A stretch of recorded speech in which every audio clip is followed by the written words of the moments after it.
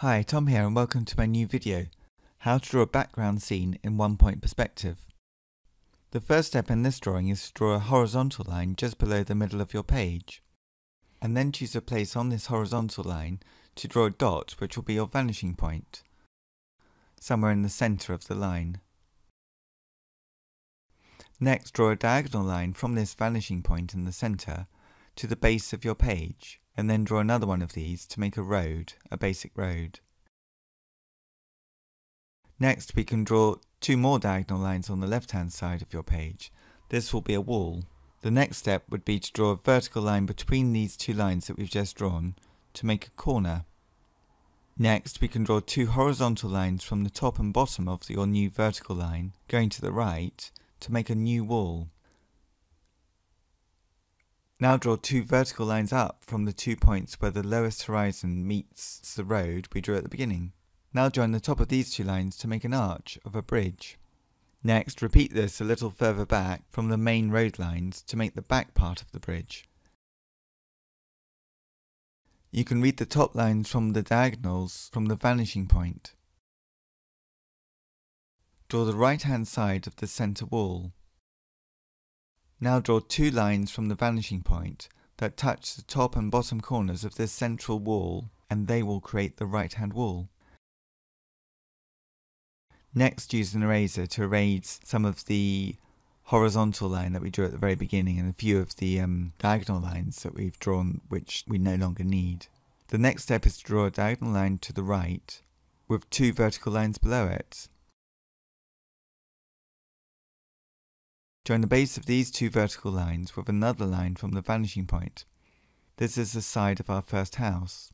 Now, draw two horizontal lines from the top and the bottom of this wall to make the side wall. Next, add a triangle to the top of this side wall and then join the top of this triangle to the vanishing point using a diagonal line, and this will create a roof.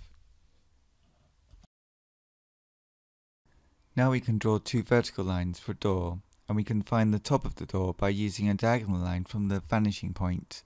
Next, we could add an arch to this door and maybe a thickness to the wall. Now we can draw a cube or a chimney on the top of the roof in the same way that we drew the base of the building. I think I'll add some made up shapes to the top of it. This chimney will have an ellipse, a circle on its side, and then maybe a square in perspective and a pointy top as well. Next, we could add maybe a rock in front of the building, and then the building will look further away because it has something in the foreground.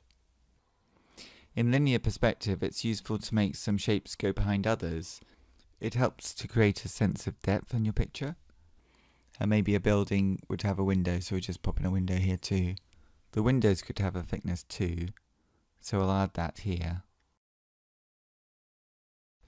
Now on the left-hand side we could draw another house, so I'll draw a diagonal from the vanishing point, and then another diagonal, and then do two lines for the pitch of the roof. And then I'll darken the top line that I have, and then just do the back pitch of the roof, and then do the uprights. And again, as always, in one-point perspective, the uprights of anything standing upright will be parallel to the edge of the paper. And then I just find the base of it at the front, and then read that back to the vanishing point, and then just darken this line across here and the base line.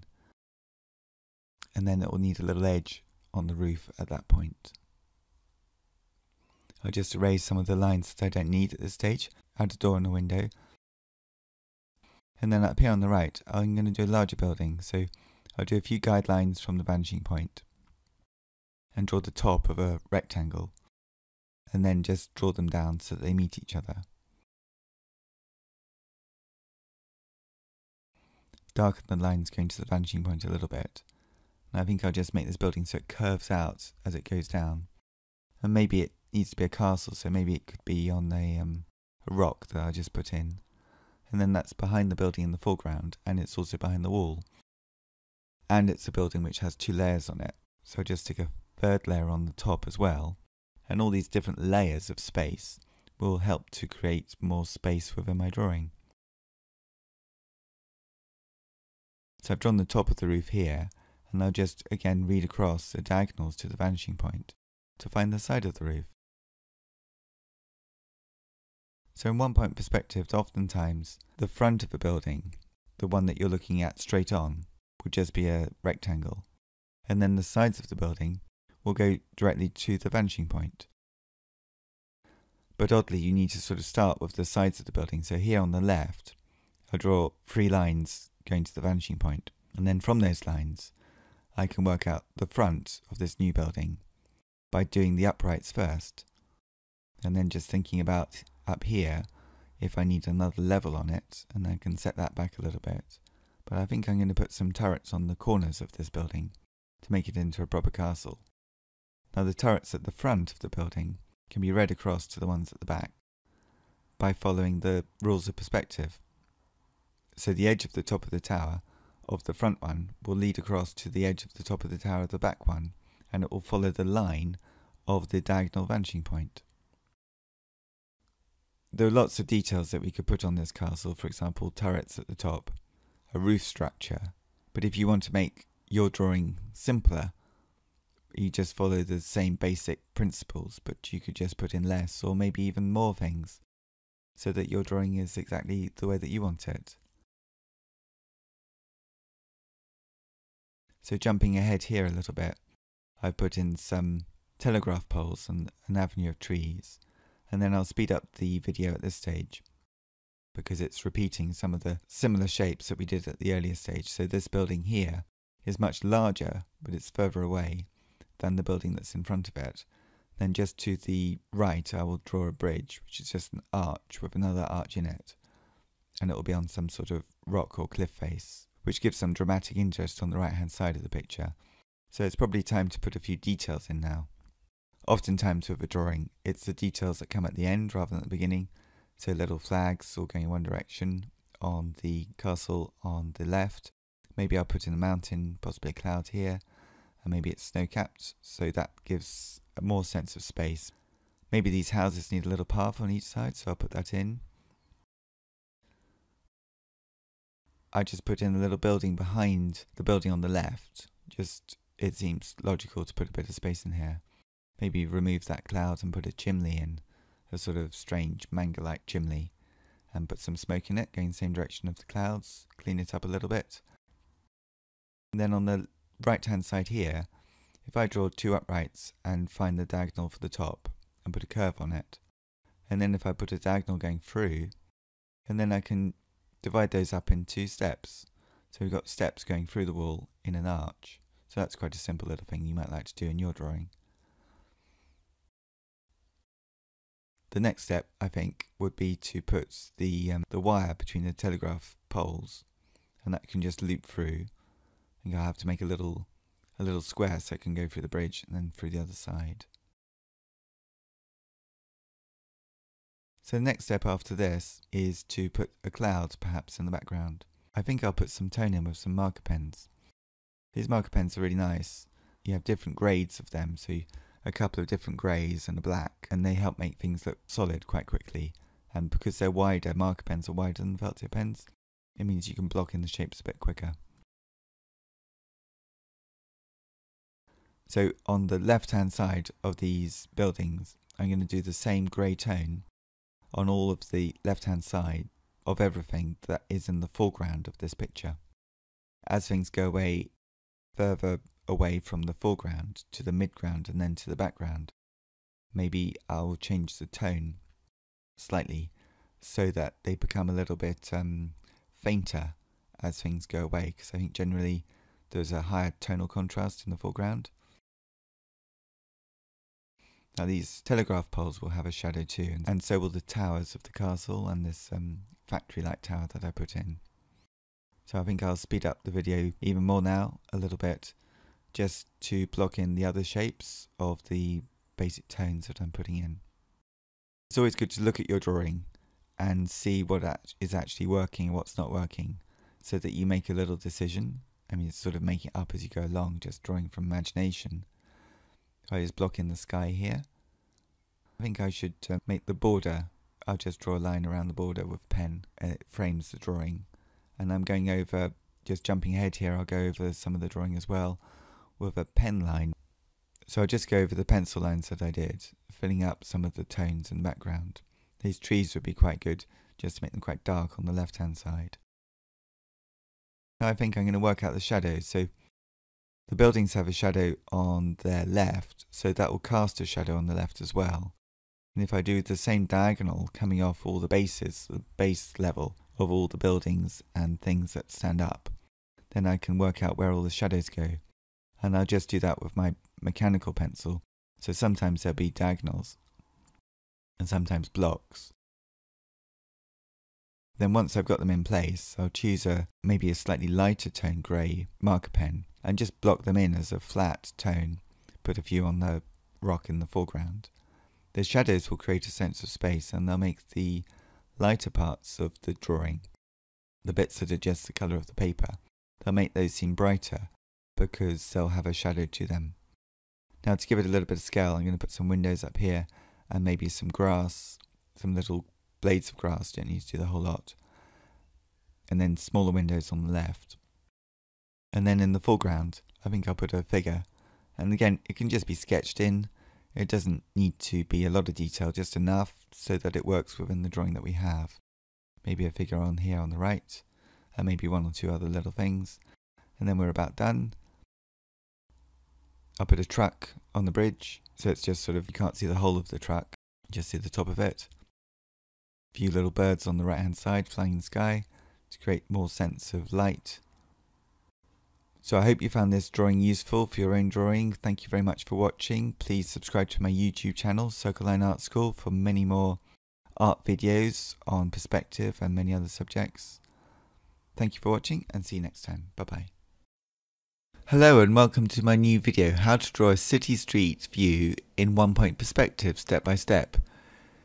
In this video I'm going to show you one way to draw a city in 1-point perspective, and to do that we're going to start with a horizon line, which is a horizontal line which will be towards the bottom of the page, and that will be the line which will be between the sky and the land. And on that we draw a dot in the centre, and then from that we draw a angle line going towards the right, and then another angled line, a diagonal line, going towards the left. Now these two lines will be the road which are going towards the dot, which is the vanishing point. Now from this vanishing point in the centre of the horizontal line, we need another line coming up towards the left, which will be the height of some of the buildings on the left hand side of this street. And then we'll need another line going towards the right, which will be the height of most of the tops of the buildings on the right hand side of the street. So we have our basic structure for the street already in place.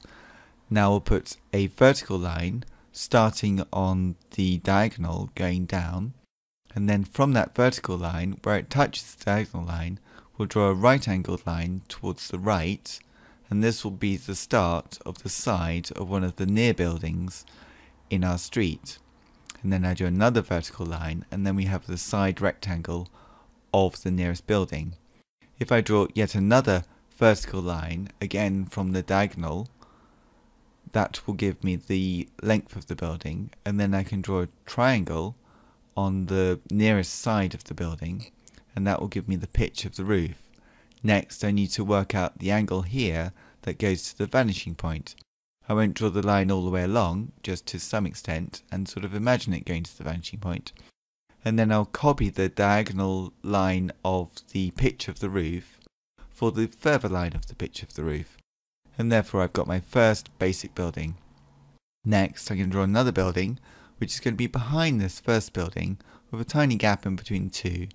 So the vertical line is slightly to the left of the far side vertical line of the first building.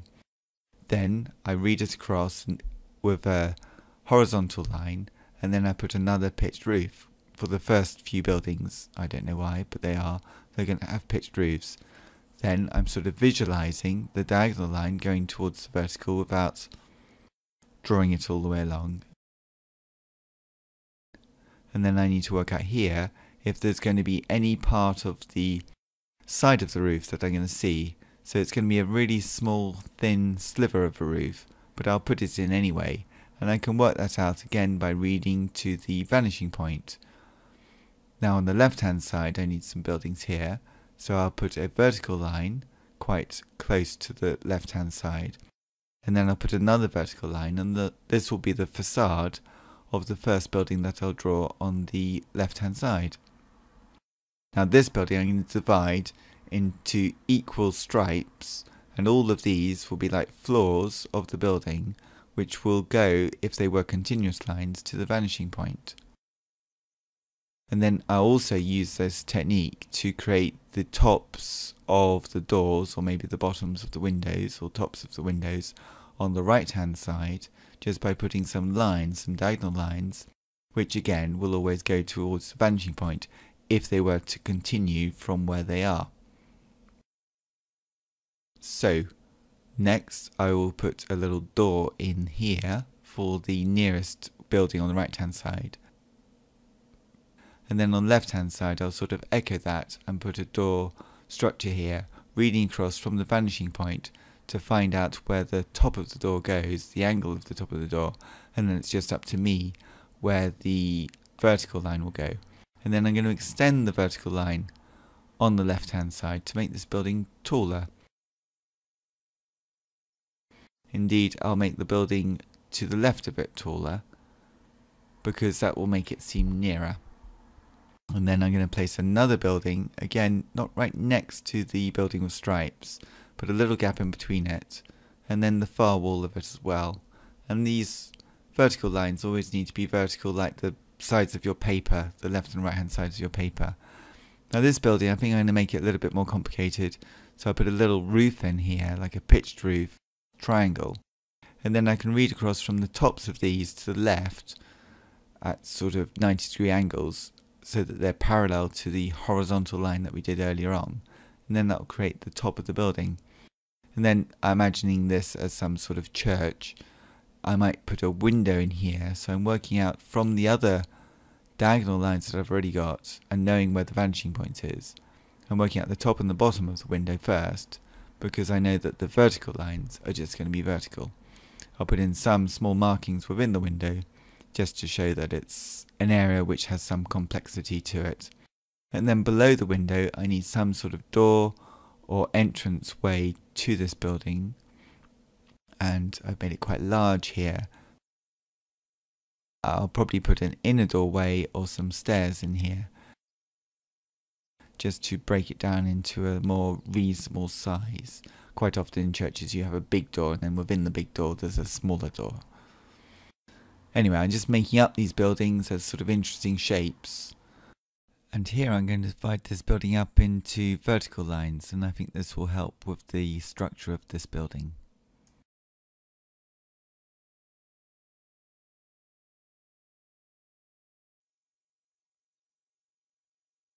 Next, on the right hand side, I think I need a few more buildings. So again, I'm going to do a vertical line which isn't touching the previous line, and then I'll just top and tail it with a right angle going towards the right. Then that will be the side of the building, and then I'll work out where the top of this new building will go and how far back it will go.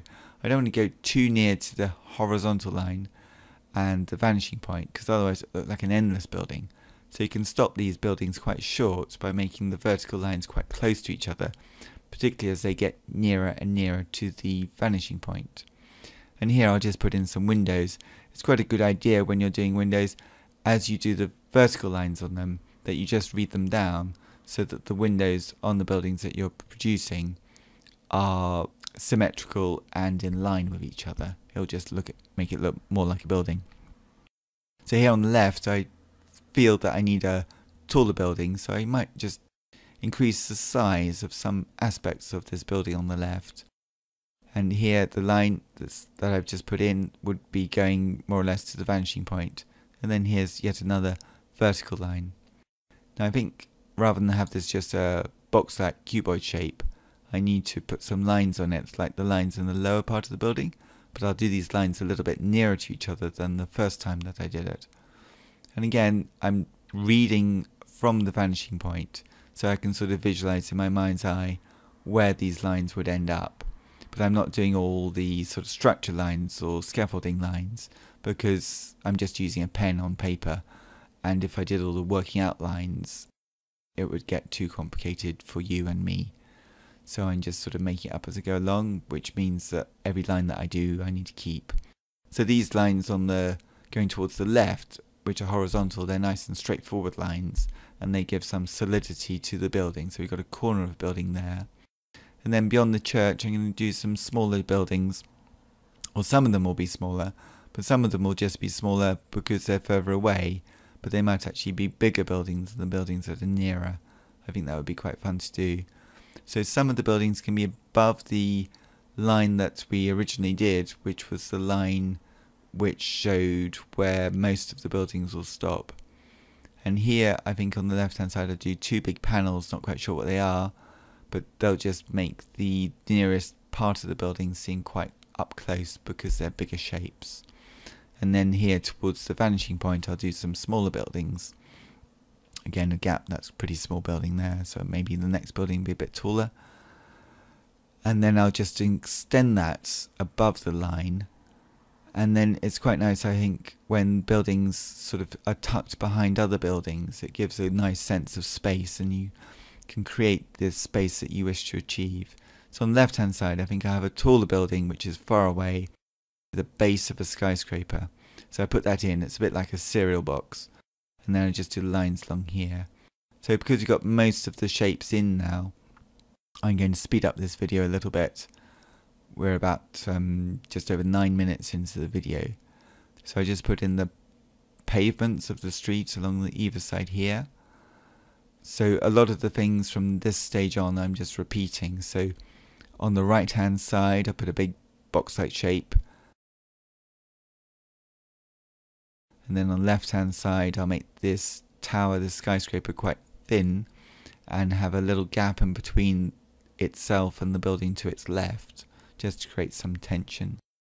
And then put some lines down on one side of the building. I'm not really going to do shading, but I'll just give the illusion of shading and tone a little bit by how close I keep some of the lines. So along this building on the right, if I just do a few dashes at the top and then I can read those lines down, and then I get some repeated windows. And then just put a roof on this earlier building. I think on the right hand side I'm going to have to invent something on the first building that I did just to make it look a bit more complicated, because it's got the structural lines of the first few lines that we did on the drawing. On the left hand side with this church I'm doing some horizontal lines which are diagonal because they're in perspective going to the vanishing point. Putting the roofs in, not making them jet black, but just making them a little bit darker by adding lines to them. And again, vertical lines on this building and then horizontal lines going towards the vanishing point. So at this stage I'm trying to get some scale to the buildings. I think I want to make it a little bit more dramatic, so I'm going to put some more buildings in the background as I speed up this video a little bit more again, because the next stage really is just to put many more windows in, and they all need to follow the rules, the basic structure of a one-point perspective drawing, which is keeping all the verticals vertical, all the horizontals horizontal, and then all the lines which are horizontal but are going away from us at an angle, they all need to end up at the vanishing point. So it's a simplified way of seeing things. It's not really what reality looks like, but it's quite a useful thing to... it's a useful way to depict a three-dimensional scene with a piece of paper and a pen in a two-dimensional way. So speeding along here, you can see the development of putting more and more buildings in. Well, I hope you like this video and I hope it's useful for your own drawing. Please subscribe to my YouTube channel, Circle Line Art School, for many more art videos. Thank you very much for watching and see you next time.